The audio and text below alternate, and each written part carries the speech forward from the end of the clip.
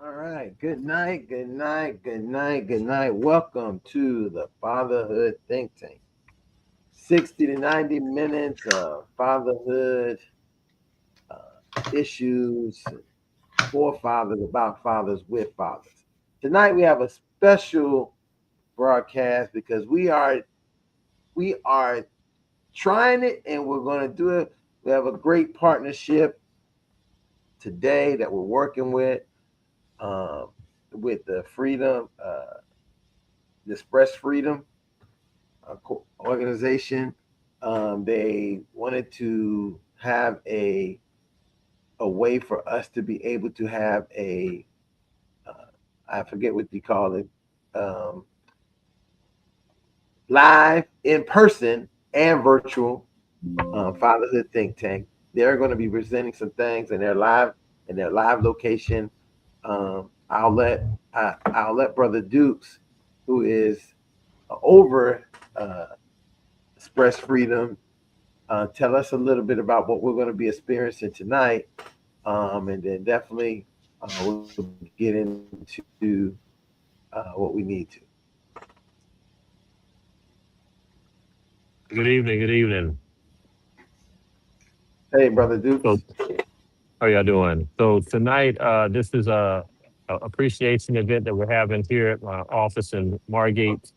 We'll be getting underway in about 15 minutes, but the goal is just to show some appreciation to fathers, local and long distance, all around, recognizing all that the fathers do, share a little bit of information regarding financial wellness, and then wrap up the night by turning it back over to you. Okay, great.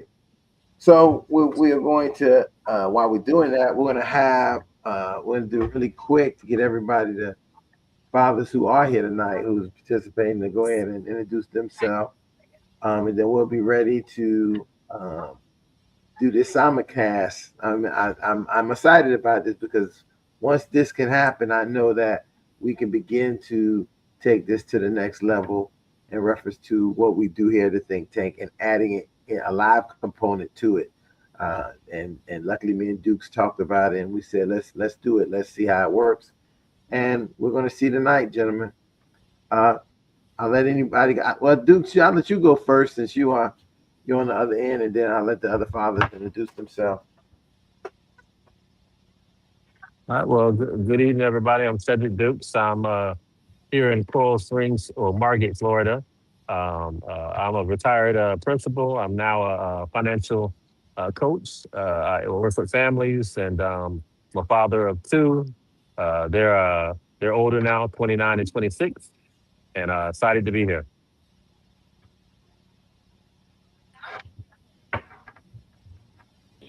Guess I'll go, Vaughn. Good evening, Vaughn Howard, father of two. Actually, sitting in the parking lot at my son's football practice right now in high school.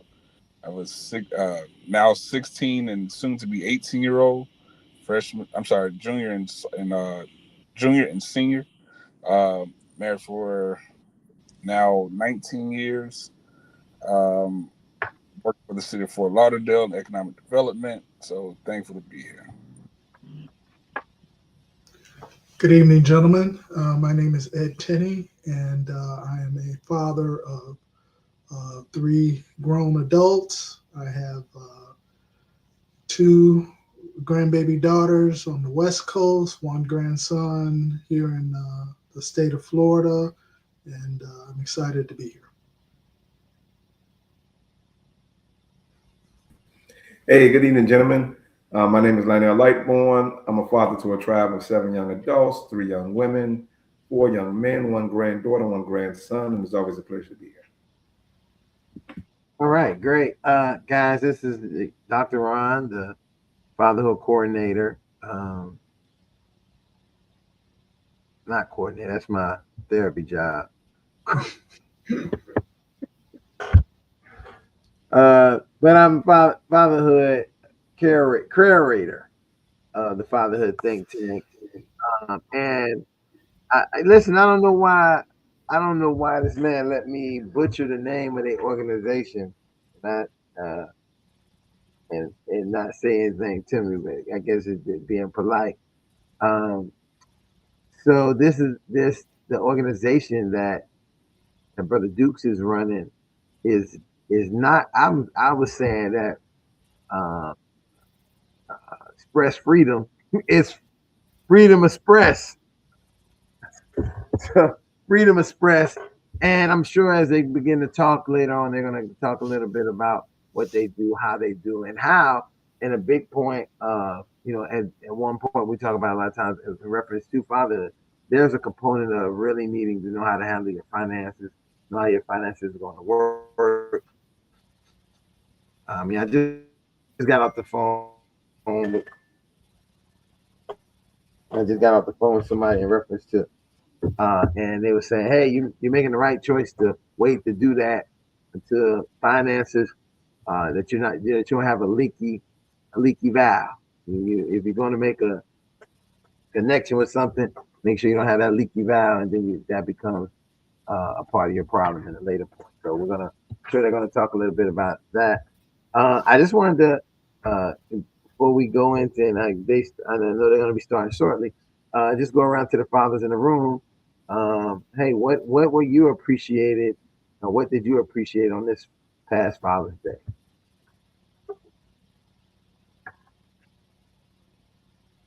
I'll go first.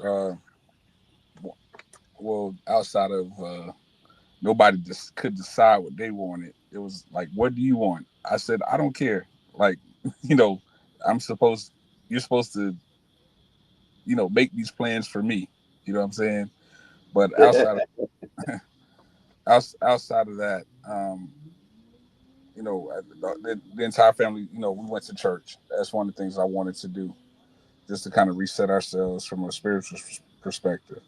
And just have, go to church service all together, which we do, but we had not done recently.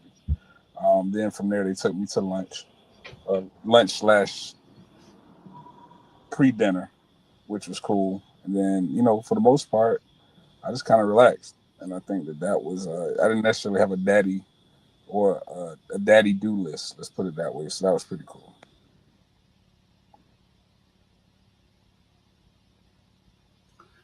Well, let's see. For me, it was kind of like a Saturday, Sunday, Father's Day. Saturday, I got a chance to help my son out with a kind of wild tree that was going on, and it was uh, pretty cool to be working as a father and son team, if you will, trying to cut back this tree and navigate how the branches are going to fall to make sure we're not destroying anything, as the branches. So that was really nice. And one of the things I wanted to mention when we got together here tonight is that um, during the break, he and I got to talking, and I told him a story from when he and his mom were younger, and he had never heard that story from me before. And he kind of looked me dead in my eyes, and he said, "Dad, I want you to start taking the time out, and I want you to record um, your life, basically. Start telling stories, and I want you to put that on video so I can show it to your grandson." And I'm like, that was really wild. I wasn't expecting uh, to hear that. Um, and he mentioned that he's going to be making video recordings for his son, my grandson, so that his son will be able to see who he is in totality, I guess. And I guess being old school, you know, we kind of verbally tell our stories, but he wants me to video record, you know, these stories and anecdotes and life history lessons. I thought that was pretty cool. And so Sunday was just your, you know, typical. He invited me over to his house for dinner. He fed me. I got a chance to feed my grandson. So it was a very full and I was very grateful for his hospitality and allowed me to hang out with my little grandson. So that was my Father's Day appreciation. Appreciated the entire week. Nice. Yeah, I listen. I love that part of father and son attacking the tree, working together.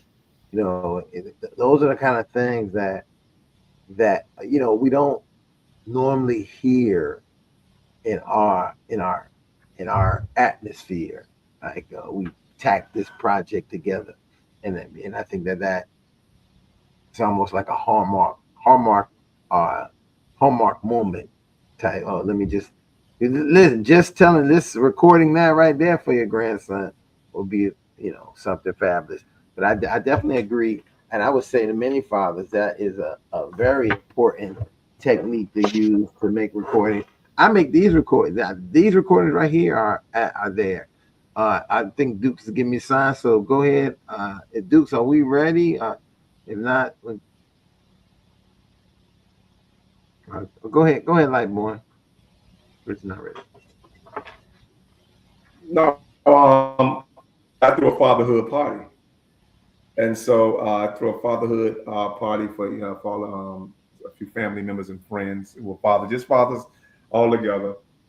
And I was very surprised that 90% of the people showed up. 90% of the guys showed up just on fatherhood, and we started about 6, and the last father left my house at 1 o'clock in the morning. And so, and I mean, it was just a fellowship just around fatherhood, just a bunch of fellowship around fatherhood, reminiscing when we was younger. Just so we just went through the whole nuances of boyhood, manhood, fatherhood, and really just enjoyed organic, natural conversations and just who we were as men at that particular moment. So it was just a real blessing within itself. So that's how I enjoyed it. And of course, I'm always more than satisfied when my kids don't forget to call and just say Happy Father's Day, whether they got a gift or not. So that's a gift within itself. But that was the totality of my fatherhood experience for the weekend. So it was not just a day. I had a fatherhood weekend and was full of festivities. And I got to sit on a panel as well in Miami pertaining to the subject of fatherhood. So it was a full fatherhood weekend, and I just thank God for it and give him the glory. All right, so Dukes, I think you're ready. We did our part over here. We're ready for you, brother.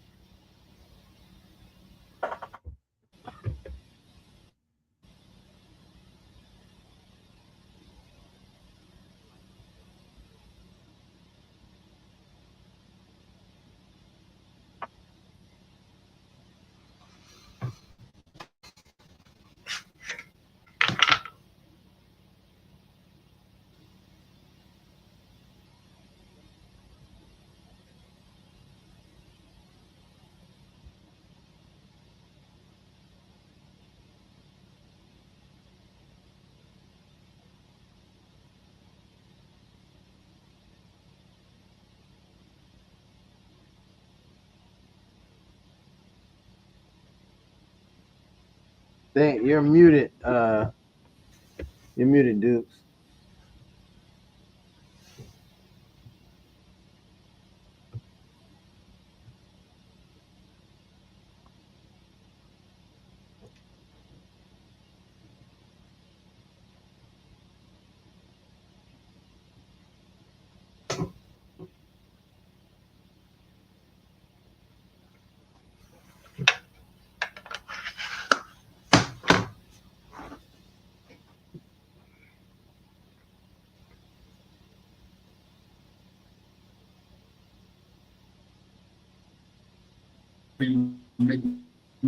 Can you hear me? That's what I was doing, but when actually, Yeah, we hear you. okay, she introduced me. Okay, I'm turning the camera around.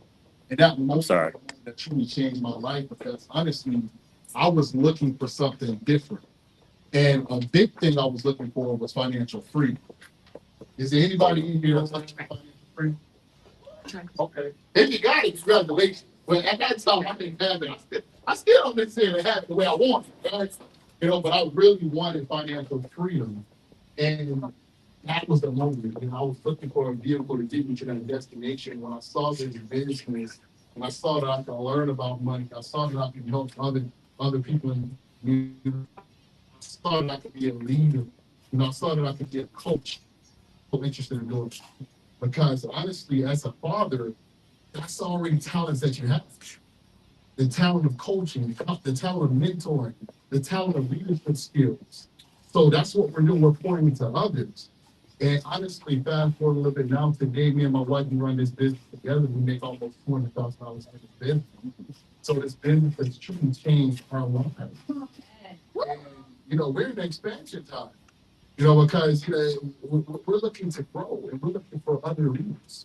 We're looking for other role models to go out in the community and give them an opportunity to find financial freedom for themselves. You know, so that's why I do have 2 children. I got a son who's 3. You know, I got a daughter who's 1, but she acts like she's 3. You know, but I'm just enjoying life. You know, and like I said, right now we're on expansion side and we're looking for great people who want to do some great things for themselves, for their family, for their community. You know, to create generational wealth, to create legacy. Okay, so that's pretty much my story. And I'll get right into pretty much who we are and what we do. In a second, you're going to see it pop up on the screen. But we are Primerica. Has any of you haven't heard, if anybody here hasn't heard of Primerica before, let me have that. Okay, I don't see no hands up. So nobody's surprised, right? We are Primerica, and I want you to understand, I'm not surprised that you guys haven't heard of Primerica. And the reason why I'm not surprised is because our company, this company is became a household name. You know, we became a household name, and you know, we're doing this dad's appreciation to say thank you, because like I said, you know, you already have some of the tools, right? So it's coming up right up here. If you can just click it, and I can take care of the rest. Thank you. So today we celebrate dads who are building a legacy and show how Primerica empowers fathers to protect, grow, and lead their families to financial freedom. That's what we're celebrating. Right now, when you're looking at us as a company, who we are, our company's been around since 1977. We're almost a 50-year-old company next year. We're the largest independent financial servicing market organization in North America. And you know, dads who join Primerica gain flexible income, financial education tools, and a path to ownership while protecting families like their own. Right? But because at the end of the day, dads, we have that natural instinct of protection. So when we're actually doing this business, we're going down and helping them protect themselves. Now, how Primerica actually help dads protect their families? So first question, on a scale of 1 to 10, right? And 10 can be the highest. How would you rate your desire to become a property protected, debt-free, and financially independent? What would you say? 10. 10. Now, do you think people around you would have that same kind of rate? 10 and up? There you go. So most people, you can agree, most people rate that pretty high. But what they need is some kind of guidance, some kind of tool to help them get to that 10. Does that make sense? So here's how we actually do it. We build a financial house. We build a financial house, we put it right in their face. We show them how to actually build a structure that can get them to that financial freedom destination. Right. So the first thing is the foundation. We show them how to protect their income. We do that through life insurance. Now, why is income protection so important? Why is life insurance so important? What the Bible says, leave an inheritance for your children. Right. So at the end of the day, sometimes we may not necessarily make the money that you want to make for that inheritance. You can buy the money through life insurance for that inheritance. That's what life insurance does. Life insurance is the easiest investment you can ever make for your family. What do I mean by that? You pay $50, your family get $150,000. There's no other investment with that kind of return. None.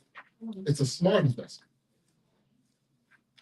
Next thing is the budget, the emergency fund, the will. Why is that there? Well, at the end of the day, you want to make sure that you have savings. You want to make sure that you're planning accordingly. You want to make sure that you have some kind of instruction for your family. Right? Then debt being paid off, retirement, college savings for the kids. Those are all inside the walls of the home. And then the last thing is your goals and dreams. You're leaving a legacy. That's the last thing. You know how they always say last but not least? Yeah. Because you want that to be the most. You want that. See, you never want. That's the root, because the first thing you get out, you always know somebody's root. You ever, if you drive past somebody else and they missing some shingles, you know. You know what I'm saying? That you notice that roof. They got solar panels on there. You notice it. You notice the roof. See the goals and dreams. You notice those right away. And you got to keep them on the forefront of your mind so you can go out there and go fight them again. See, and that's what this house shows. Now, here's how we actually help families. Right? We do something called an F&A, financial needs analysis. And all that is us trying to figure out where someone is financially and also where they want to go. That's all the financial needs analysis is. You know, now I want you to understand, this ain't something complex. We got an app, we type everything in there, and it does everything. So all we got to do is ask us how old is it. That's all we got to do. It's just that simple. The computer does everything. All we do is ask a couple of questions, and then the computer asks us what questions to ask. Right? So that's what we do, financial needs analysis. So here's an example of John and Mary. They have $100,000 of insurance on that before side. Right? And they're paying $235 a month. And their cash value, they have $74,000 worth of savings, right? But in this kind of policy, what they don't know is that savings doesn't go to the family, that stays with the company if they don't use it. The second thing they don't realize is that if they ever wanted to use it, they got to pay it back and pay it back with interest. That's called a loan. Now, anybody in here want to take a loan from their own savings? Does that make sense? Not at all. And that's what they realized. So what we did was we showed them how they can have $250,000 worth of insurance, right? And they only paid $82 a month. So we saved them $153 that now they can invest. The door. And then not only did we show them how to do that, we actually put them in a position where now they can actually save more for retirement. When you look at their retirement, John and Mary had $20,000 in an IRA at the bank, and it was earning 1.5%. And they were putting in $105 a month. At the age of 65, they had $79,000 in it. Now, I just want you to think about that for a second. How long do you think $79,000 will last for retirement? In this day and age, in South Florida, that's not lasting a long haul. No. And that's why we see so many people going back to work. So what did we do for them? Well, we actually simple. We rolled it over into a mutual fund, and we increased the contributions to $258. Now, how did we get the 258? The 105, they're already paying in retirement. The 153 that where they saved them in their insurance. So now at a 6% rate of return, they had $380,000 saved.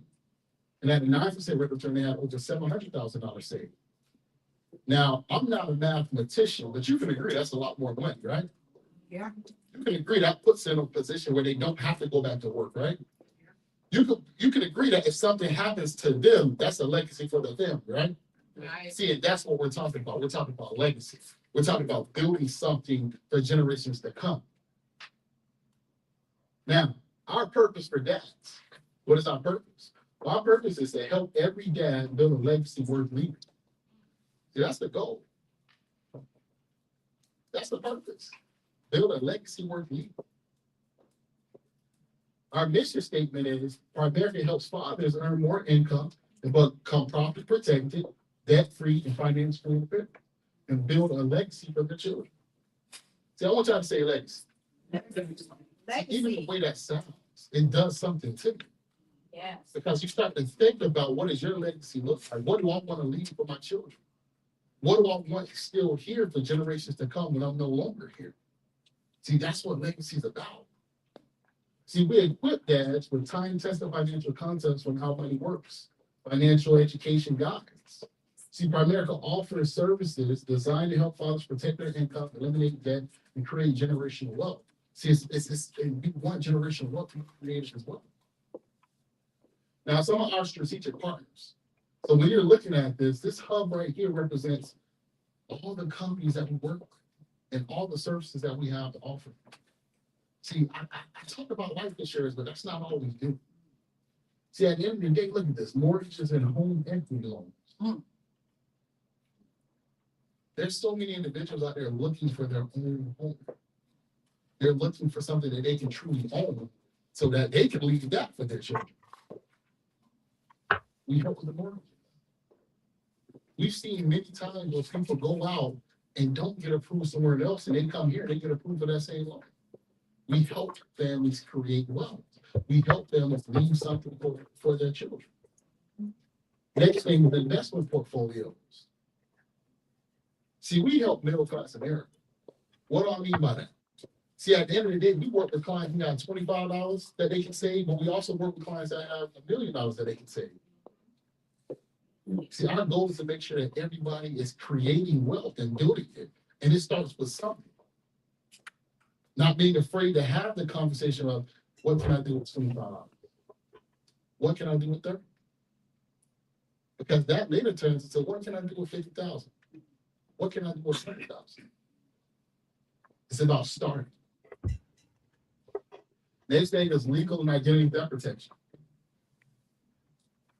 Having lawyers on retainer that has your back.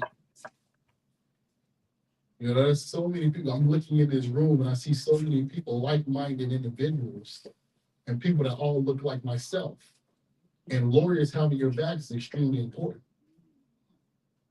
So when you can have lawyers and they can help you out with a speeding ticket, they can help you out with civil defense, criminal defense. They can help you out with something as simple as understanding a contract that was given to you. They can help you out with creating a will, creating a trust. It's so phenomenal. Because most individuals in the community don't have that access. But we help with that. Next thing is the auto home solutions. Having a security home system. I love that doorbell camera. Sometimes I just get an alert and I'm just looking at it like, who's that? Right. You know, being, again, having access. And then, of course, last but not least, that foundation, the life insurance. Making sure we have a true number, a true value on our lives. Not to say that our lives aren't valuable, but when we have that number on it, then it matters even more. Because we can leave some money to our family. Absolutely. What we do for that? As a father, have you ever asked yourself, and I want you to take some of these questions. How can I save for my kids' future when I have so much debt? How do I leave something behind if something happens to me? Am I doing enough to protect my family? If I die prematurely, will my family be okay financially? Can I build real wealth while still being present for my kids? See, those are everyday questions that we ask and we think. We may not say it out loud, but internally. See, and what I want you to understand is Primerica provides financial education, strategies, and a business opportunity to solve these challenges and help other families do the same. So now I want to talk to you about some of the concepts that we go through. One of the first ones is the rule of 72. So when you think about the rule of 72, all it is it shows you the rule of 72, it shows you the approximate number of years that it takes for your money to double over time. That's what it shows you. See, I want you to think about this. When most people are saving their money, where are they putting it? Bank. In the bank, that's right. Now, do you know the average rate of return in the bank? 0.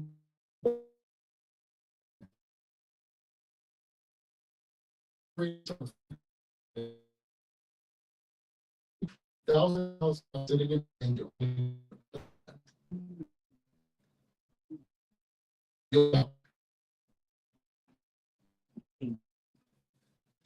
now, I'm not a mathematician, but anybody work on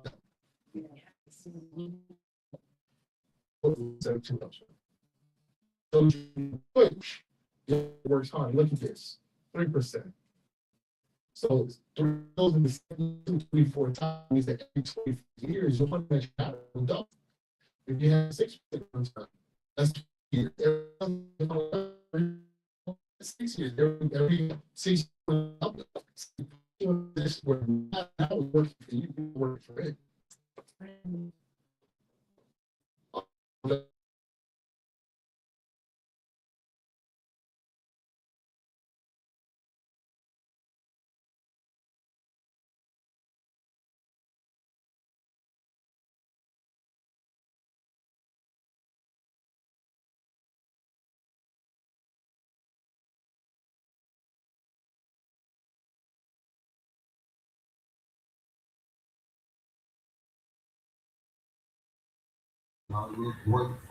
Hey, Ron, the video must have went out because I can't hear him or see him or the presentation anymore.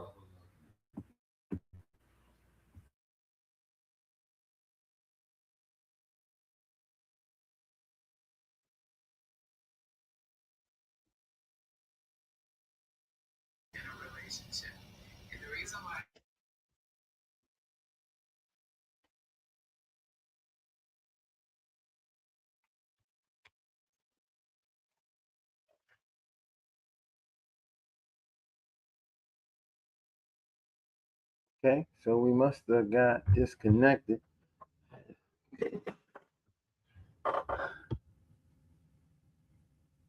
I see that we got Gene here. Yes, sir. So I know that is your area of expertise. Sometimes, I know that was one of your areas of expertise as we listen to the guy give a presentation of the financial literacy, wealth management, building a goose egg for your family. What you say? How important is that for us as fathers to kind of build that type of wealth? It's a 100%. Everything that he was saying is basically spot on as far as building the wealth and making sure that you have that generational wealth for the family. Because what happens is, I think I'm gonna start by saying with not everybody, not all Black families, but there is I don't want someone to get rich because I'm dead type of mentality, right? And so they have to change that, because what we want to do is we want to make sure that our kids are well off. And so that's when we talk about the generational wealth, it's not just thinking about your kids, it's thinking about your great grandkids and setting it up so that when the great grandkids come around, they're okay. And then their great grandkids are okay. A lot of families, when we think about the rich families like the Rockefellers and all those families, the way they set up their generational wealth was not in the mindset of their children, but it was a mindset of, way down the line. And so that the legacy is what you're thinking of when you start thinking about generational wealth. And it's not so much of yourself. Now, the way he was talking about setting it up, you can also set up your life insurance and do what they call infinite banking and become your family's own bank. And that borrowing against that money from the life insurance, and then replacing it again to put it back into your life insurance. You see? And the way you do that infinite, and you use that money to purchase property or to invest, like he's saying, or to do other things in order for you to continue to grow, what you consider to be the wealth, and have it where it's sustained. I mean, there's a layer that he didn't get to yet, and he's probably going to get to that layer, which is setting it up inside, not just putting it in your name, but putting it in a business name, and then putting the business name in a trust, and having the trust control all your assets. Because when you start to accumulate wealth, and you find that a lot of wealthy people, they have, not only do they have businesses, they have foundations, they have non-for-profits. These are all tax shelters. These are all places that you know, you can put your money in perfectly legal, so that you're not taxed on a different bracket. And so there's a lot of layers to when you start to accumulate money and build wealth that you get tax benefits off of. And that is all part of the generational wealth. So it's not just getting the life insurance, but it's also what you do with it, how you manage it, putting it on your kids, making sure your kids have it on their kids, because that is where the generational wealth continues. You have to not only build on yourself, but build on the next generation to the next generation. So, you know, I think you're spot on with everything that he said. Well, Gene, I wanna throw something out there as we're kind of talking about this, is that I think that there's a generation, I think it might have been the generation before, maybe maybe it'd probably be my grandmother's generation, right? My grandmother, our great grandmother's generation, where their idea of generational wealth was to buy a house, and then that house would continue with family members, and then that would be the collateral to establish that. But we know that at some point we've seen that even today we still see the next generation kind of like be in a survival mode, that the first thing they do with the house is, if something go wrong, they be like, let's get an apartment. Let's try to get as much as we can out of this house. And I think about this so often that I think about people I know who live down South Florida, South. And some of those people that own that land down there, and they said that their families had set up networks where the property could never leave the family's possession. So you have possession of it, you could develop on it, but you could never sell it outside of the family. So somebody in the family would have to continue to be owning that property and have possession of it and developing from that property. And I like, boy, I'm pretty sure you know a little bit about this. You know, how significant would something like that be for people looking at using the one tool that they do? Home buyership is a big thing, and because not everybody got money, you know, not everybody maintains money. But I think when we think about, hey, what kind of properties you can get, what kind of things that can retain money, you do a better job. So talking about having money, because we know a whole bunch of people who get a whole bunch of money, but what they do with it just it trickle out their hand like water. And then we say, hey, you know what, Ron, I'm gonna be honest with you, because all that sounds good, but I think historically,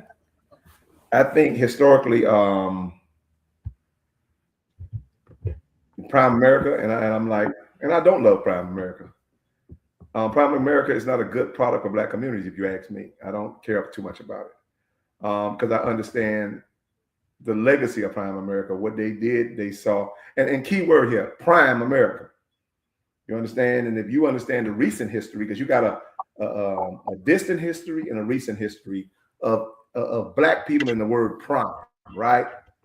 So Barack Obama, when he became president, he had to sue some of the major banks for giving or preying on Black communities with prime loans, which is predatory lending. So prime and African American history goes together hand in hand.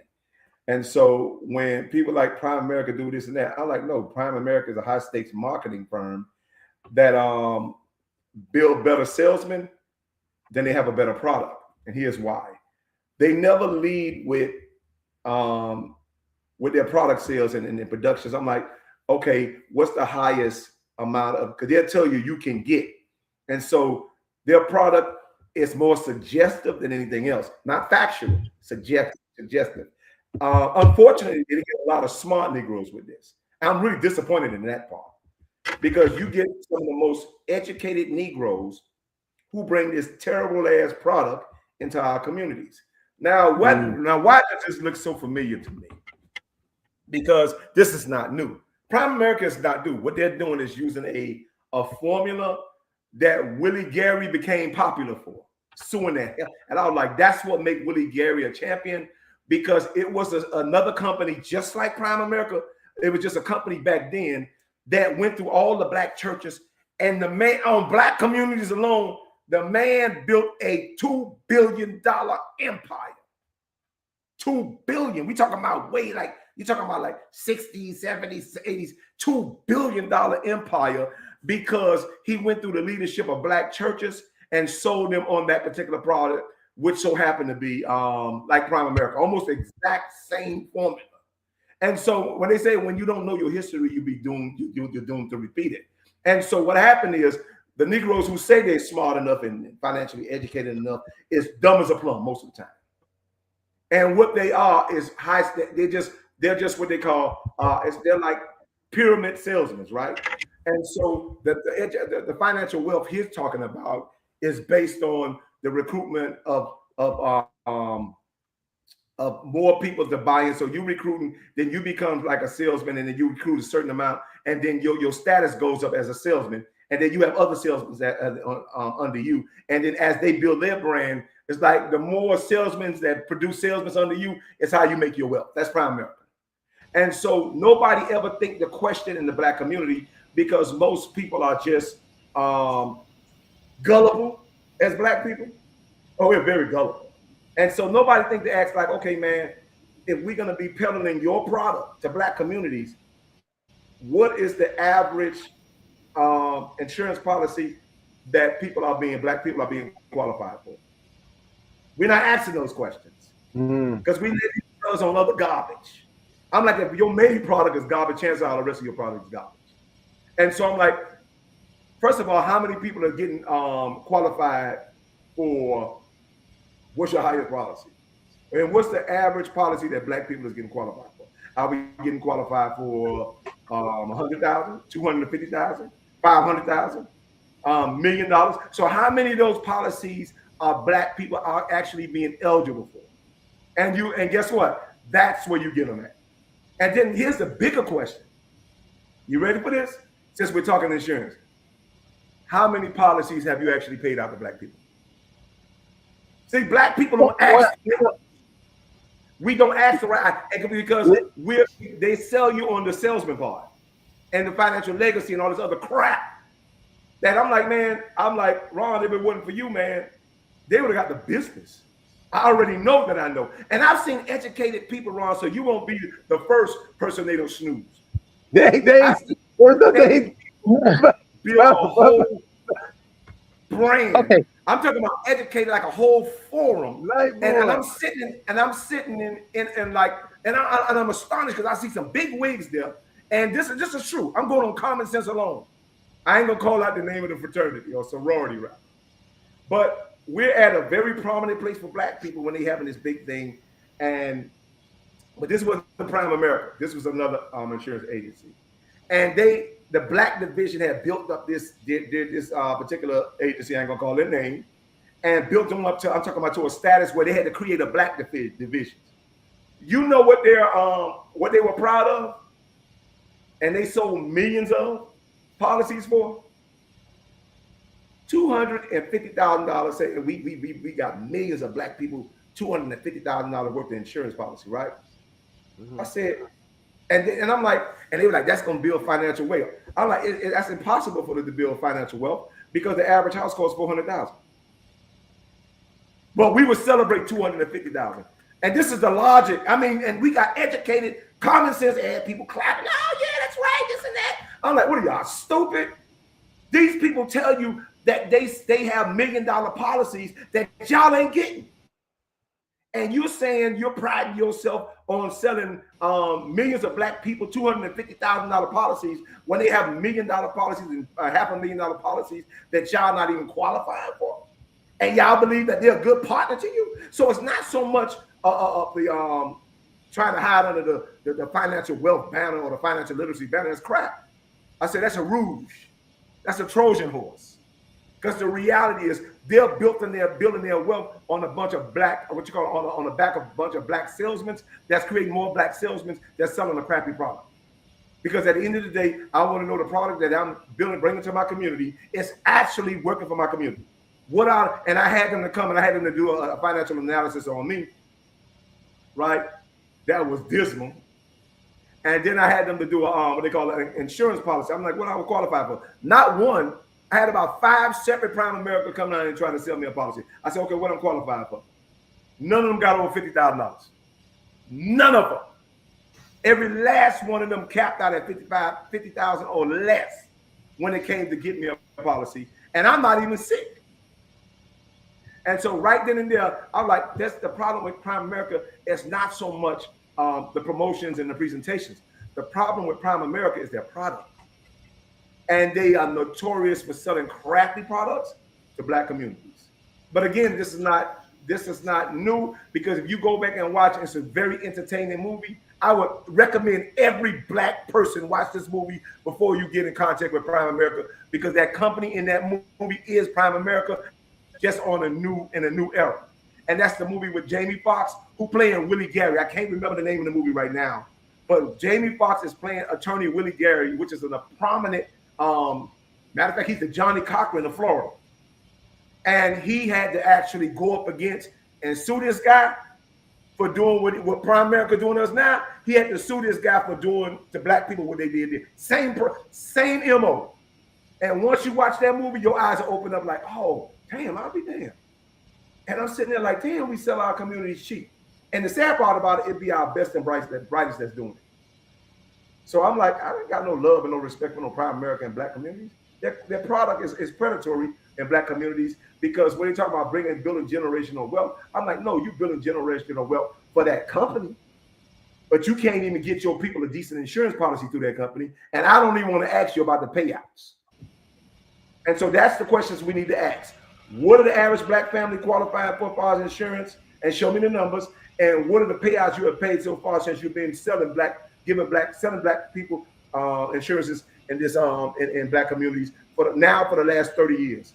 Because I became acquainted with them in the 1990s.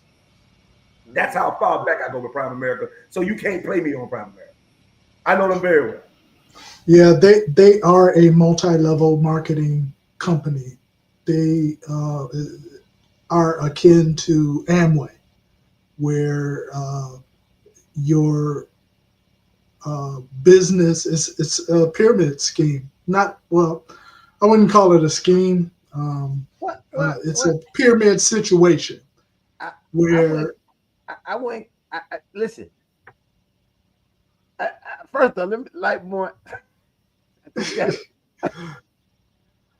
Lightboy, you got he's spitting facts. You gotta ask Lightboy. No, listen. Listen. Tell us how you really feel, Lightboy. Tell us how you really feel. No, but I'm saying that. Listen, he's bold enough to go there where I wouldn't. I mean, I'm thinking it in my head, but I wasn't gonna say it out loud. Lightboy just said it out loud. Well, again, that's why probably we on that different wavelength that we be on. And I'll just be very honest, as it was presenting, I end up going upstairs for a minute. I kept the phone with me because I feel like, and that's why when I initially presented what I said and I asked Gene, I was more talking about how the other ways to more significant ways that we look at, being able to establish generational wealth, right? I think that a lot of times people are, I think that this is old. These kind of companies are old, and I'll be very honest. I think the new way is, and I see a lot of people hitting me with text messages saying, "Hey, this stock right here. I'm not a stockbroker, but hey, you should get into this stock." And what that tells me, just from my intellect, is for all these things, when I think about them, is I have never seen anybody bring me to money. Never tell me the secret that they making. I've never had that. I had to go out and basically find out how to get some money. But no one was saying, hey, oh, no, that's not true. That's not true. There's been times that people would say, come get this lick with me. But that's gonna cost me also. It ain't free. There's gonna be some money involved, but the consequence of what happened with getting that money may not work out for me and my health or my freedom, right? But in these cases, you know, I see a lot of people say, hey, get this, come get this stock. And I'm thinking, why would you want me to come and get a stock with you? Come get this crypto number with me. If you making so much money from it, why are you telling me? Because I ain't seen none of the people who make a whole bunch of money ever tell me about anything.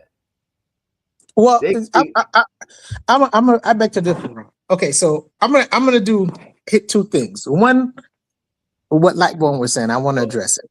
I'm not a Primerica fan, but I'm gonna say this: when you're dealing with certain companies, I agree 100%. You got to educate yourself, right? So the piece about Primerica that I actually like is the mutual funds, right? And if you know anything about mutual funds are a different type of stocks that hold a lot of different companies in them. And so when you put your money in, you're actually investing in multiple companies, right? And so they have that piece to what they do. And I think that's a good way to start when you start talking about investing, because Ron brought up stocks. So whenever you start talking about stocks and investing in stocks, it's always good to look for the companies or that have multiple different stocks associated with it. So, you know, when they say the blue chip companies and you have your companies like QQQ, VOO, and there's a few other stocks that are holders of multiple companies that when you buy that one stock, you're investing in tech, you're investing in science, you're investing in oil, you're investing in all these different things. And the beauty about mutual funds is I can take $25 and put it in every month, right? And when the stock goes down, it's the same $25. When the stock goes up, it's the same $25. I get more when the stocks are down, then I get less when the stocks are up, but it's a consistent investment. A lot of people, and I listen to what Ron is saying, a lot of people think that wealth is something that's going to happen to you overnight. Only if you're playing the lotto and you get lucky, yes. But it's a consistency that you have to build the wealth. And so when you start to invest, whether you open up your own business, that's going to take money, initial investment from you. Whether it's you're putting it on a credit card, you got to pay it back. If you're putting money up front out your own pocket, you got to pay yourself back. The company has to have a return. What a lot of people do is they have one stream of income, right? I have a job and I'm going to use my job. My job is going to fund everything else, right? But that's difficult. You have to start to think of multiple streams of income. Every person should have at least 6 streams of income coming in, whether it's your main job, a business on the side, investing in stocks, investing in real estate. And there are many different entry points to get into all these different areas. And so when we start talking about wealth, we're talking about building it gradually, but slowly and over time. Now, age does play a factor, right? I'm not going to say it doesn't. Age plays a factor. So someone like my age, I'm going to be 50 this year, I'm going to be a little bit more aggressive with my stock. I'm going to be a little bit more aggressive with anything that I'm investing in because my time frame is shorter than my child's time frame. So he can play a longer game than I can, so to speak. So his investments could be a little bit more conservative, or mine will be a little bit more aggressive, or his can be a little bit more aggressive if he wants to and play that over time.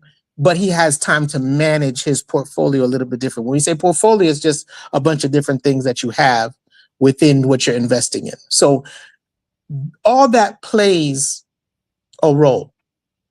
Now, when someone comes to me and says, hey, and this same thing that Ron, someone comes to you and says, hey, man, I heard about this crypto. I heard about this, or I heard about that.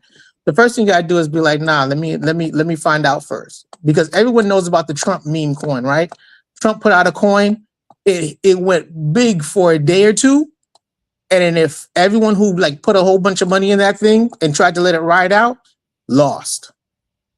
Only those who were in the top part knew when to sell, and they killed everybody else on that thing.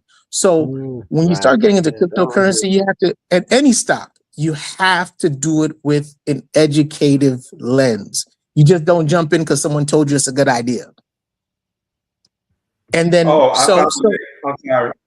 sorry, J. Rob. I found the name of the movie. It's called The Burial with Jamie Foxx. Y'all got to watch that movie to get a very clear-cut understanding on what I was talking about in this particular type of predatory businesses that they can historically prey on Black businesses. And what's the name of it? Say the name again. The Burial. The Burial. All right, I'm gonna look that up. And that's yeah, it's a really good movie, man. Check it out. You'll understand what I was talking about as it pertains to Prime America and other different things like that. So what Ron is saying is, I think what J. Rob is saying is true. It's true to a certain extent. You got to vet certain mutual funds. My best advice to anybody, if you're gonna go and I think what we have to do, what we don't do very well in our community is vetting. Anybody with lighter skin or whiter skin, we just let them right in. And so because of that, we have been victimized by that for centuries. But when you start to understand how to vet yourself and do what they do, you understand, and become the source and cut out the middleman, what you find out is like, wait a minute, I can go directly and invest in mutual funds myself. And then you find out, oh, you're gonna love this part right here, Ron. And this is the part you're gonna love, Ron. Your bank have mutual funds. The people you already banking with got mutual funds. The problem is you never asked for it. Right. And so I think the common sense thing to do is, if you're going to have some money that you're already saving, right? You might have a basic 401k that you put in the maturity of 5 years, right? So you already know that 401k ain't doing too much for you. It's only drawing 1%, blah, blah, blah, between 1% and 3%. But now they're offering a CD at your same bank. So here I'm telling you, you ain't even got to move your money.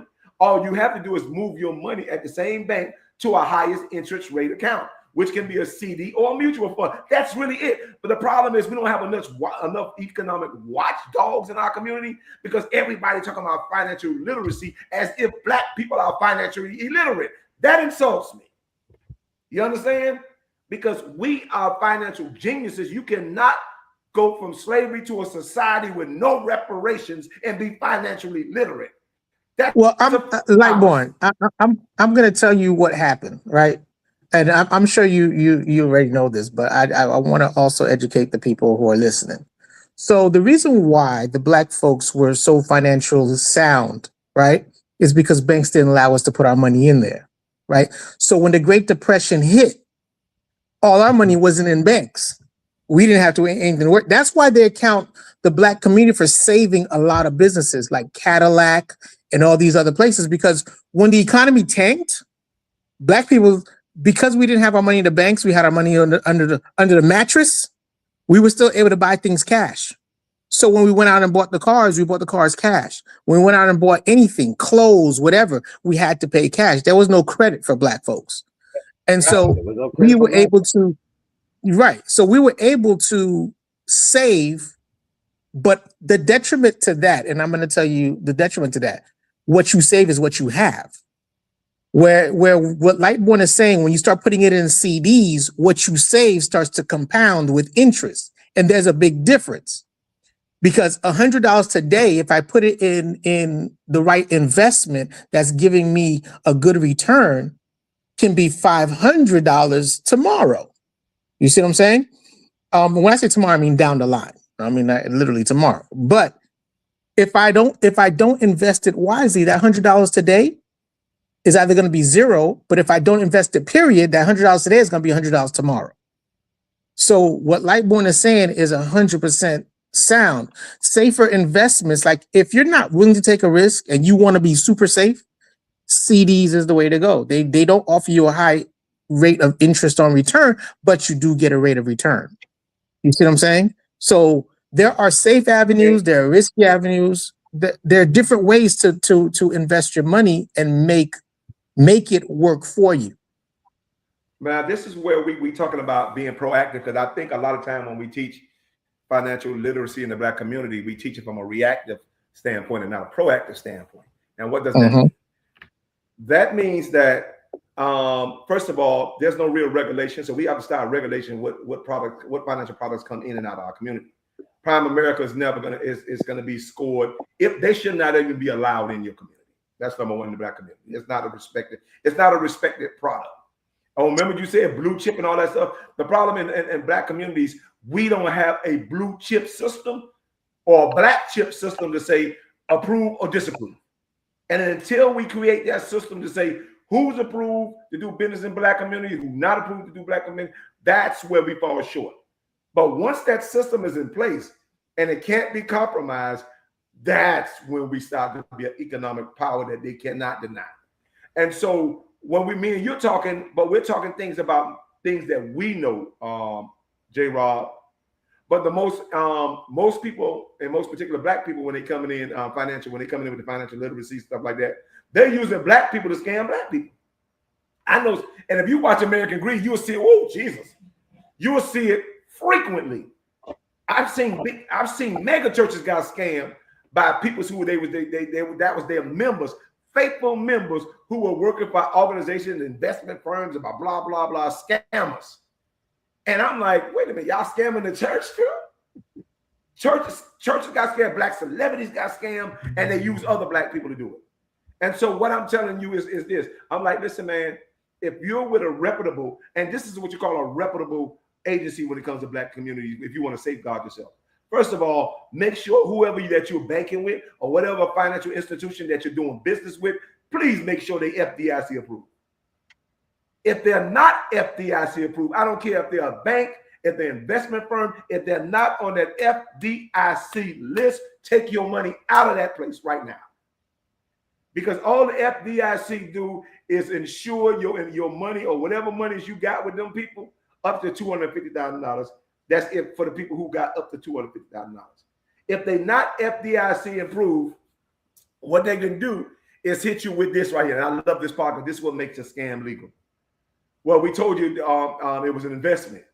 Now, when they use that term investment, that's saying it's a reasonable. It gives them a reasonable reason to rob you, or a reasonable robbery, right? And so that's the term. Anytime you use something as an investment, that's a reasonable term to rob you, because because investments are. Here's a good word for everybody to understand. Investment. Another word for investment is chance, right? So when you talk about investment, you're taking an actual chance with your money. Specifically, when you're talking about stock market stuff like that, that's above your what do they call it? Your pay grade. But when you stick within your pay grade in the slow route, which is, I'm like, listen, all you have to do is ask your bank which one of your the term is money market accounts, if you want to. So say which one of your money market accounts rather offer the best interest rate. That's where I want to move my savings to. Notice what I said. I didn't even say my investment, Teeny. I said my savings to. So take my savings and move it to your highest interest, your highest money market account that has the highest interest. That's it. In the same bank you're doing business with. It could be a credit union. It could be TD Bank. It could be whoever. Don't do business with the ones that was on the other list. The ones we had to sue for preying on Black people. And guess what? We need to keep those lists in front of us.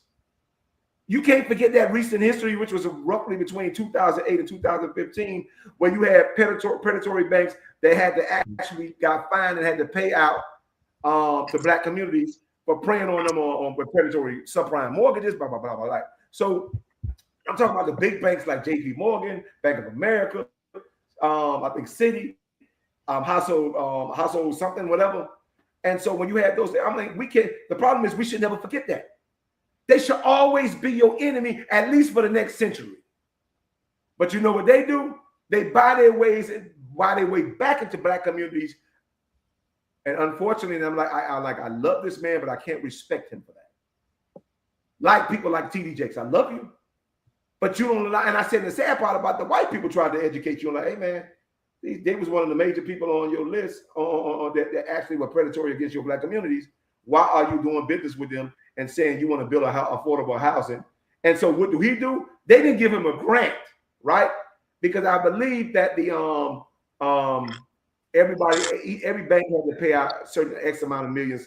Like I think Wells Fargo had to pay like 100 or something million, but when it totaled up, it was like $3 billion or something like that, right? The total, like with the penalty for preying on black communities was like $3 billion. And so I'm like, Diddy, why are you borrowing, which means you're doing business with a bank that was recently charged with living predatory loans to your people? You understand? And they tried to warn him on that. So I never respect him for that. I respect him for everything he is as a man of God, but as a businessman, no respect for making that move. And so as a result of that, and not only that, I'm like, if they had a $3 billion penalty against black communities, then you should have borrowed from the penalty. That makes sense?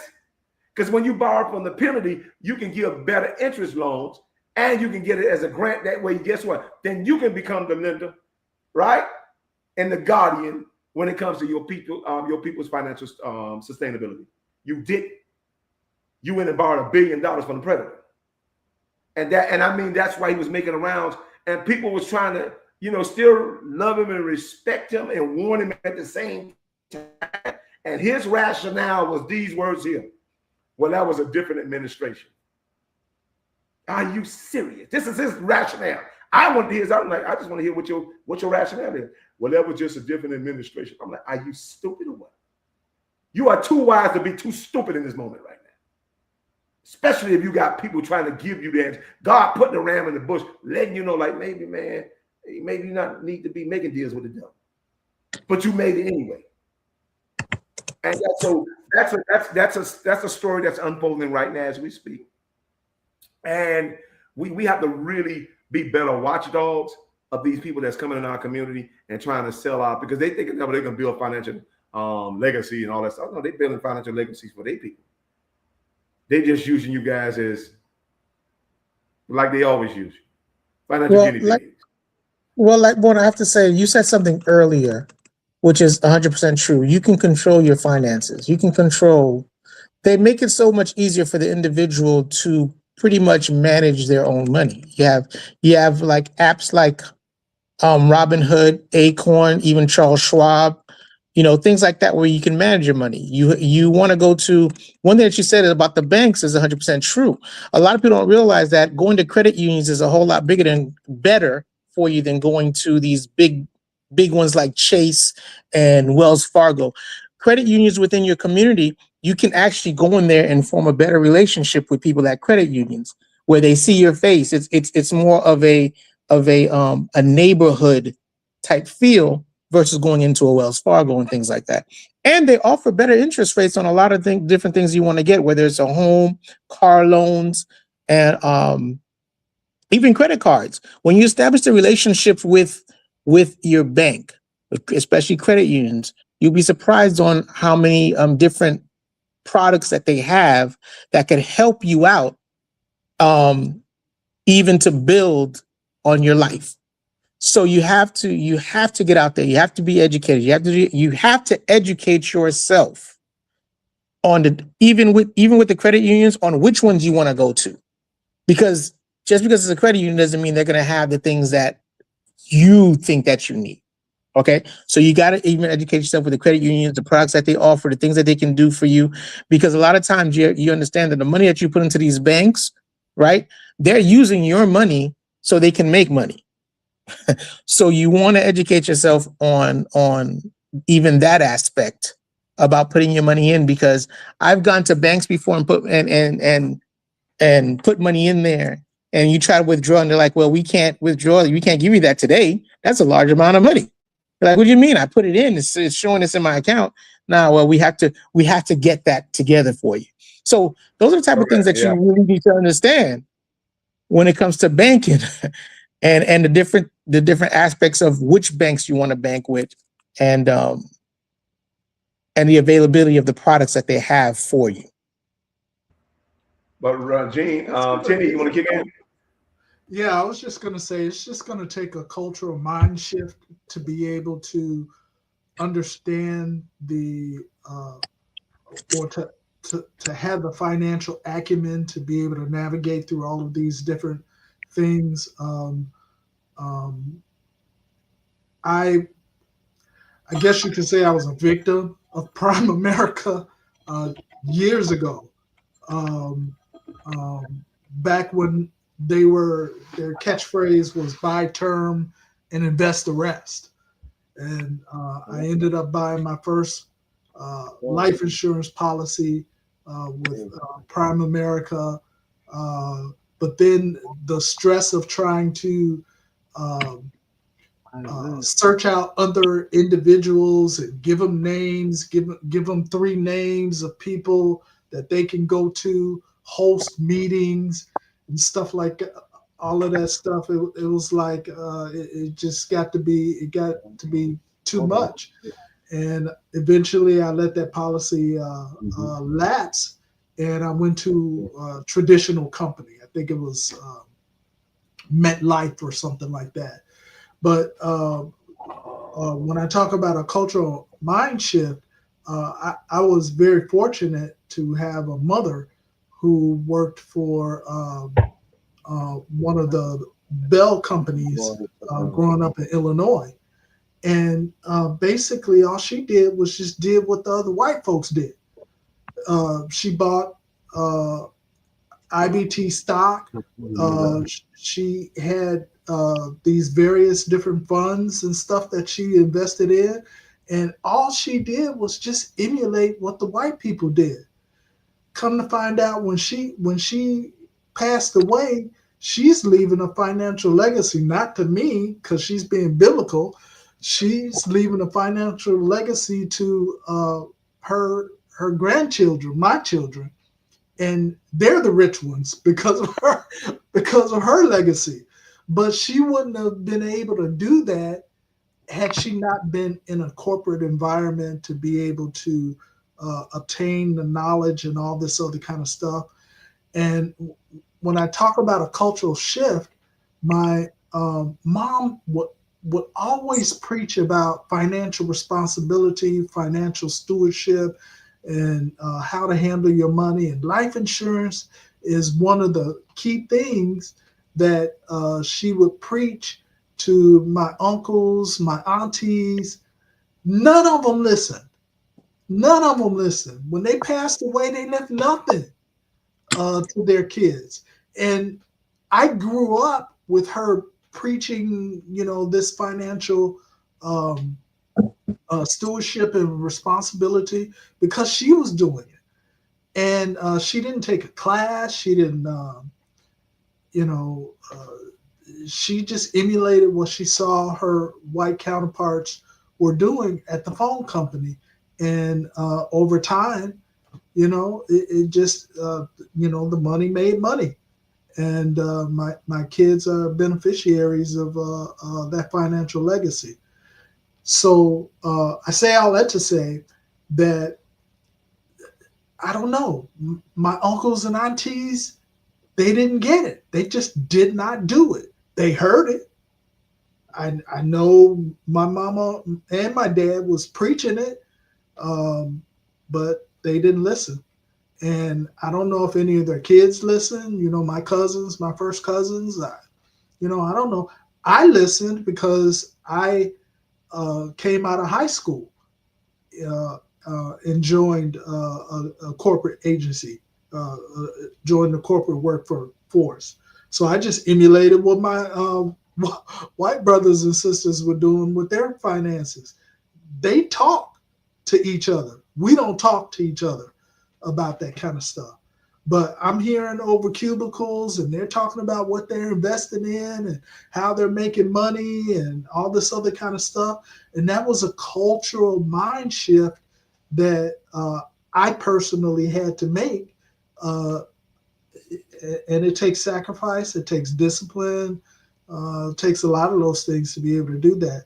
And if you're not willing to make those sacrifices and disciplines, because there was a couple of times that I had to rob Peter to pay Paul because I'm investing so much in my 401k so I can make sure I'm matching. That's free money. I think at the time it was a 3.5% match. If I invested 3.5%, the company matched 3.5%, and it just grew on top of growth. And so it's a cultural thing, and until we make that shift, I don't know if much is going to change. And that's why Lightborn is so important. And you pointed that out about the predatory companies, because that is how we get preyed upon. We get preyed upon our emotional ties to it, because they come in with this emotion and get you to buy these substandard products. Let me say this, and I think that, and as I listen to this, I think about what happens to many people, and I think more of the working class. Listen, I have been in the working class my whole life, right? Not listen, working class, and now maybe not the lowest working class, but the professional working class. When you went and go get a degree, then you get from your degree, you go get a job that will be hopefully sustainable throughout your life. The way that operates is a lot of times the working class people, based on whatever their life things are, especially for men, thinking of men, especially who become fathers, they don't really have a value in these things, right? Because they're just trying to, as I like to say, sometimes they're just surviving, maintaining. They're many times working themselves to the bone, rob Peter to pay Paul, and then try to find ways to manage that and go back and forth or what have you. The idea of getting an opportunity, like you said, Tenny, to be in a place where someone could give you that kind of information, right? But Tenny, you was working in a place where the people was making the bucks to put towards that. You know what I'm saying? And so when we start looking at what people's, we a lot of people don't like to ask this to people. Well, what's your salary? What's your salary? And when we start looking at the salaries for fathers in our range, a lot of them don't get past the 50. And I mean, might be looking at the 60. For some of the fathers and men who are able to get to the 75s, the 100s, 150s, a lot of times they may even have the access, like you said, Tenny, to some things to make some moves, but they gotta, like you said, they gotta want to. They gotta find it to be interesting. Then at some point, I got this money, man. Let me get this big Cadillac. I'll make sure I get me a big house for the crib. Give me a couple, then I can maybe get me another little thing on the side. Oh man, I gotta pay this child support. It's not kind of thinking of long term. It's thinking of how can I enjoy it right now? And I think that is a mindset thing that is twofold. It's one that if you have the money, what are you doing with it? And I think I heard somebody say that. Oh, I'm trying to think who I said. Oh, I know. I heard somebody say this the other day. The famous quote from Umar Johnson. Umar Johnson said, I know some people don't like him. They got his feelings about him. But he said that many millionaires don't realize the reason they're millionaires is to try to do something to help their people, right? And the guy was kind of pushing back on that, saying, hey, them people worked hard to get the money they got. But he was saying that you got that money because you had a purpose, and your purpose should come back twofold. It should be able, when you have a purpose for what you're doing, money will come to you. And you will do something different with your money than just think about buying 20 cars and buying 3 houses and think about trying to get a jet. You'll say, oh no, let me see how I can redistribute this money into my community, that eventually when we talk about that generational wealth, putting not only myself but my family in a position where people and my community can have generational wealth. And so often a lot of people take on this, I think, and not to say it's completely capitalistic, but sometimes a capitalistic mindset of I gotta have all the money and nobody have anything, and I'm gonna sit on top of my hill of money and do whatever I want, however I want to, because I made it and I was smarter than you to do this and do that. But sometimes I understand that because maybe that's where I come from. Like, it does no good for me if let's. I say this all the time. Knowing they was having the lotteries for like $1 billion or whatever. Now I don't even play the lottery, right? But everybody was talking about what they would do with the money. Every time it was one of those big lotteries, I had thought about 1,000 things to do, and none of it was me buying anything for myself. It was opening a company so I can hire all the people I know, hire all the people, let them work. We try to. I remember one time it was the container. We're gonna build container cities, and we're gonna go around and make transition houses. Yeah. You see, Mark. You see, I'm listening to Dr. Ron talk. I said he been getting ready to be an MC Hammer, but no. No, I'm just saying that, like, that it was because that money that I was thinking that, but I don't want to say nothing. I want to finish it. The money I would get wouldn't be so much about me, but it would be I would use it for my purposes. And my purposes. No, but okay, Ron, I don't have a problem with you saying that, but I have to go back to Tenny. Tenny says it because I have to listen very carefully to what Tenny said, and he's talking about his mom and his dad and the difference between his mom and his dad and auntie. But I heard it differently. I said the only difference really between your mom and your dad, your mom and your dad, and your auntie and your uncle them is when it came to financial, and let's not call it, because I don't think black people have a financial literacy problem. I think black people have a financial efficacy problem. Keep that word in your mind. Not literacy, they have a financial efficacy problem, right? Which is the ability to produce a desired outcome. So because of that, while your uncle them was getting it on the listening end, right? So here's how your uncle them are exposed to the capitalistic experience. While your mom and your dad was experiencing it, they was trying to expose your children, their brothers and sisters, through the listening component. And it's a big difference between listening and experiencing. And so because your mom them had the experiencing aspect of it, it was realer for them than the listening aspect. The listening aspect can be as real as an allegory or a fairy tale, or it can be as real as a mentorship, or you understand, and stuff like that. It depends on, but it became realer for your mom them because they're actually working in the environment, which automatically changed the experience because they're now being legitimately reconditioned. And here you're talking about your aunt and your uncle them who was casualties, right? Casualties of what your mom and daddy's actually being reconditioned in. Does that make any sense? I'm gonna hit you. Go ahead. I'm sorry. I could go ahead. Go ahead. No, I was gonna say I was gonna. Go ahead, Dave.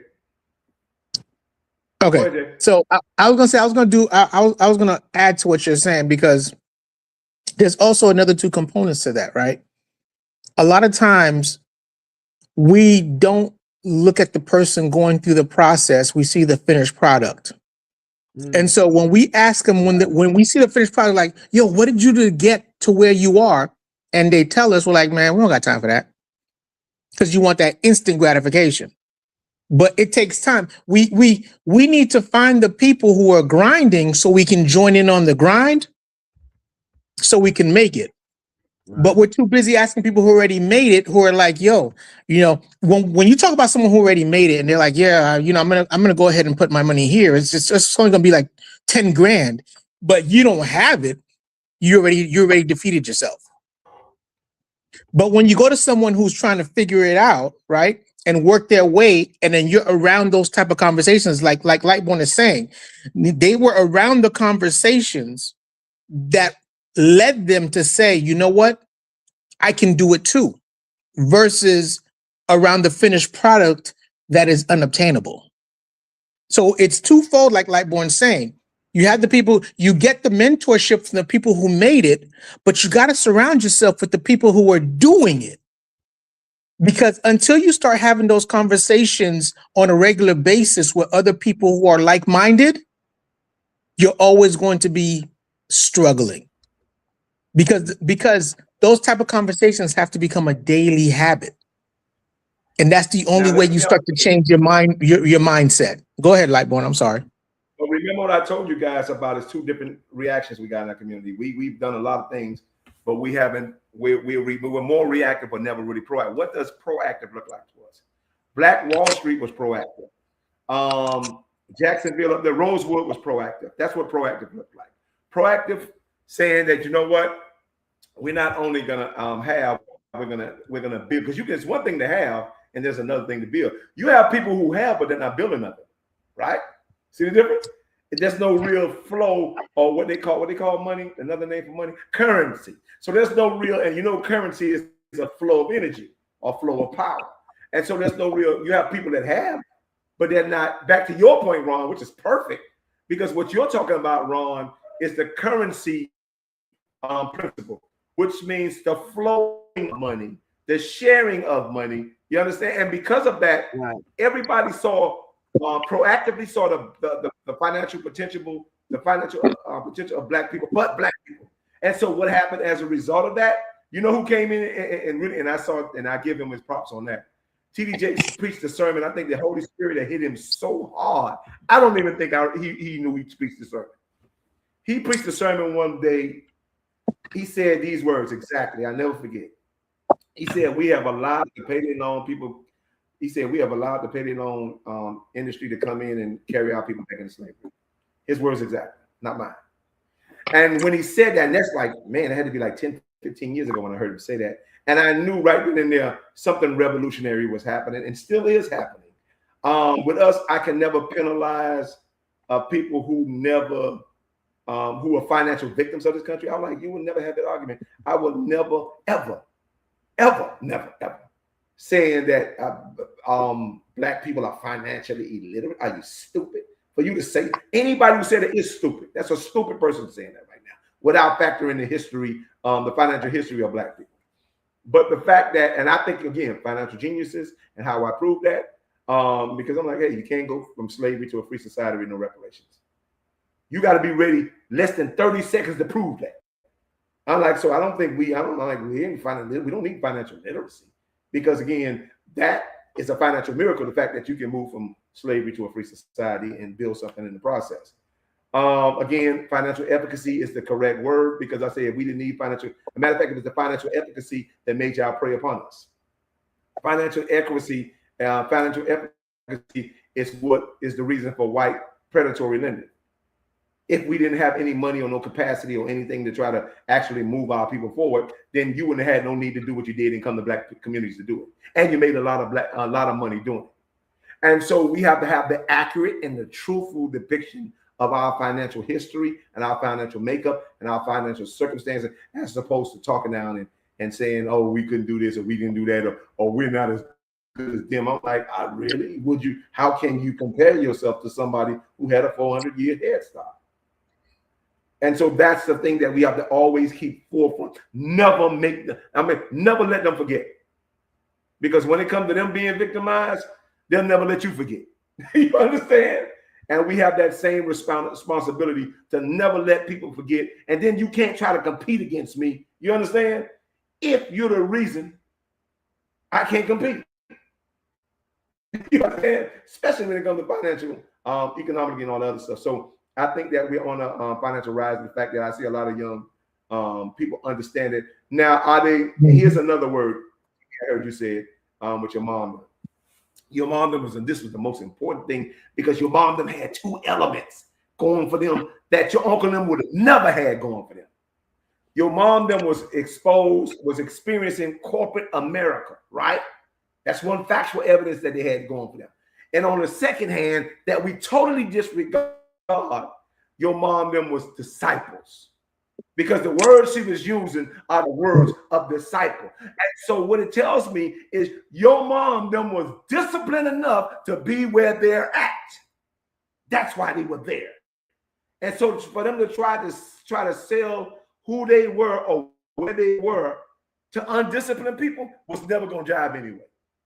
Because God had already prepared them and they disciplined to be in corporate America. Now, they was right because it was their ministry to try to come back and strengthen their brothers and sisters like Jesus told us and commanded us to. When you strengthen yourself, go back and strengthen your brothers and sisters. So it's not so much that it didn't happen for your brothers and sisters, because it may have happened for your brothers and sisters or your uncles and aunts through somebody else down the lineage. As long as the seed was planted, the generational curse can be broken. And that's exactly what what your mom and your dad did was not in vain, even though it may have looked in vain. It's just that they were disciplined enough to be where they at, and God made sure of that. So leave that for now. Well, listen, I know that as we had this conversation, and we started off with the integrating of the dual presentation. I'll tell you guys, it never fails to me. The conversations that we have and how they allegedly are going to start off and how they allegedly end. It just continues to be, for me, a light of hope that within this conversation we had, somebody can maybe go and pull that conversation and listen to this, and maybe they might make a change. They might go look into some of the things we're talking about, and not so much about someone telling them what to do, but just looking at the history of what we already done. I think that's a big part to me. There's a history, we already done it. You just got to go back and do the same thing. And in this case, some of the stuff that has already been done only didn't continue to work because of predators who seen it was working too well. I'm just keep it 100. If it wasn't people seeing, because if it wasn't working, if it wasn't no good, it'd still be happening. Because we got a lot of things in our community that operates like that. The bad things, ain't nobody trying to stop or make anything change or anything. When things are going good, people try to stop it, and sometimes they stop it by force. I just want to really thank you guys tonight for the conversation. I want to also thank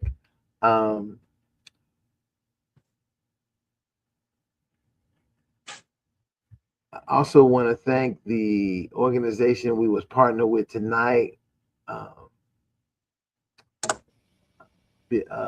Brother Dukes. Brother Dukes. I'm trying to make sure I remember the name of the organization. Brother Dukes and the Freedom Express. Freedom Express. So yeah, Freedom Express. Interesting. That's the terminology, Freedom Express. But I'll let Lightborn ponder on that for another day. But with Lightborn don't pull no punches, boy. what happened? I let Lightborn handle that. I could think Lightborn held back a little bit. All my big work, I let Lightborn handle. I can stay neutral and look gullible. I let Lightborn handle it. Just as we get ready to close out, I just want to let me be the angry. You're just gonna let me be the angry black man. I'm too old. That doesn't match with my man. Yeah. Listen, too mild-mannered. He's the wise old man, not the angry old man. Yeah. Let me just thank our sponsors. The JAG, Attorney at Law, Miami-Dade, Broward County, West Palm Beach. If you're looking for an attorney in the South Florida area, look up JAG, Attorney at Law, Johnny A. Gaspar, Esquire. You can reach him at j.gaspar@jag1law.com or his phone number 305-827-8087. I'll go to his website, www.jag1law.com. Also, we have our organization partners through Fatherhood Initiative, the Zeta Chi chapter of Omega Psi Phi in Fort Lauderdale, Florida. The Zeta's our new chapter of Omega Psi Phi in Lagos, Nigeria. And the Omega Lambda chapter of Omega Psi Phi in Philadelphia. Those are our partners for Fatherhood Initiative within their organization that is a supporter of the Fatherhood Think Tank. Again, I want to thank you guys for being here, doing what you do as always. We'll be back here again, folks, next week. But before we go, let me just say one quick thing. I am a man of honor. I am a man of honor. I am a man of courage. I am a man of courage.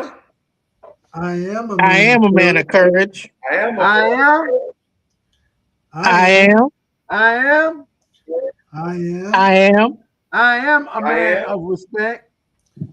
I am a man of respect.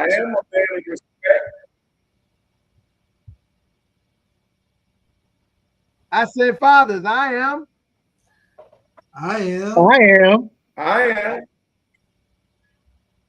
Fathers, I say that you are. You are. Fathers, I say that we are.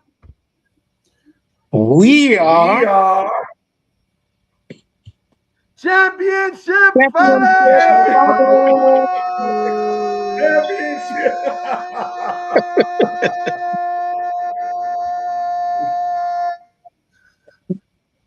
Okay, you're right. Ron, you got you go. You still going? I said, hold your kids on your shoulders. Keep your word on the back. Remember that anything that you want to do, you can do. Fatherhood is it doesn't have a playbook, so you have to work through it the best way you can. But sometimes you work it better when you talk to other men who can be going through the same thing you do. So we welcome you always to come to the Fatherhood Think Tank and join us for 60 to 90 minutes of intellectual conversation for fathers with fathers about father issues. Until then, we will definitely see you again next week at the Fatherhood Think Tank. And good night. Good night, gentlemen. Good night. Blessed weekend, fellas. Baby, championship father.